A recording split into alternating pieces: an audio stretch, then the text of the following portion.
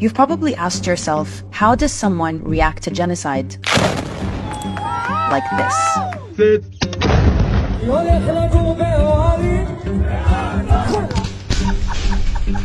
Your babies here. The answer is they've been conditioned to, and it starts in their education system. Here are 3 examples of how Israel teaches the dehumanization of Palestinians. According to this Israeli professor's research, Israeli textbooks show Palestinians, or Arabs as they're called, as caricatures of primitive farmers, hordes of refugees, or they're masked and painted as terrorists. You cannot find one photograph of a human being who is a Palestinian. And it might explain how you end up with videos like this. We need to kill Arabs.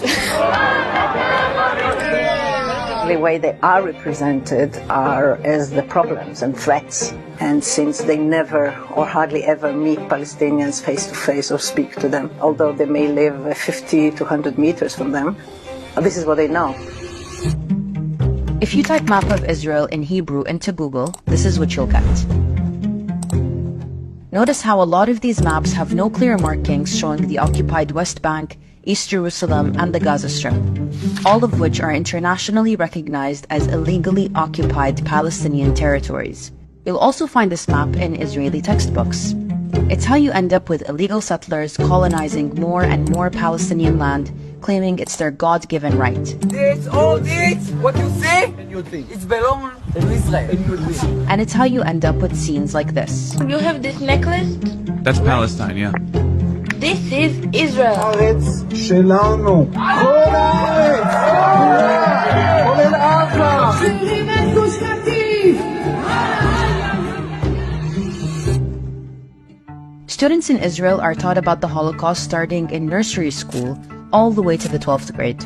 Part of that learning is looking at horrifying images, or exercises that encourage students to put themselves in the shoes of the victims and relate to the experience. The identification of students with the victims isn't a coincidence. It's an intentional policy by the Israeli Ministry of Education. It's how you end up with a society where, according to one Israeli professor, every Jewish Israeli citizen is a Holocaust survivor or a potential victim of future Holocaust-like events. The goal is traumatization and revenge, and not to let the fire of vengeance die out. However, this vengeance is not directed towards the German persecutors and their collaborators in Europe, but towards Palestinian colonized subjects who are Nazified.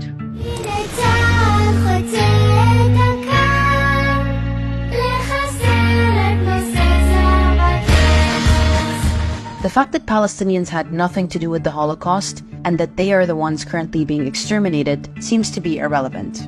With this weaponization of the Holocaust, Zionism isn't seen for the settler colonial racist ideology that it is, but as the savior of the Jewish people. And it's this thinking and this fear that is weaponized to justify the violence of the Zionist state. That it must exist and do whatever is necessary to defend itself so that another Holocaust would never happen again. That's how you end up with videos like this. It is a terrorist organization which murders Jews because they're Jews. Once the Jewish people were defenseless, no longer. So why does this matter?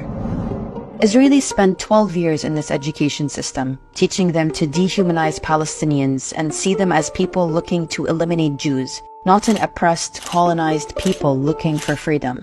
And once they graduate, most Jewish Israelis will go straight to the military to do their 2 to 3 years of mandatory service, where they become the front lines of apartheid and occupation. That's how we end up with videos like this.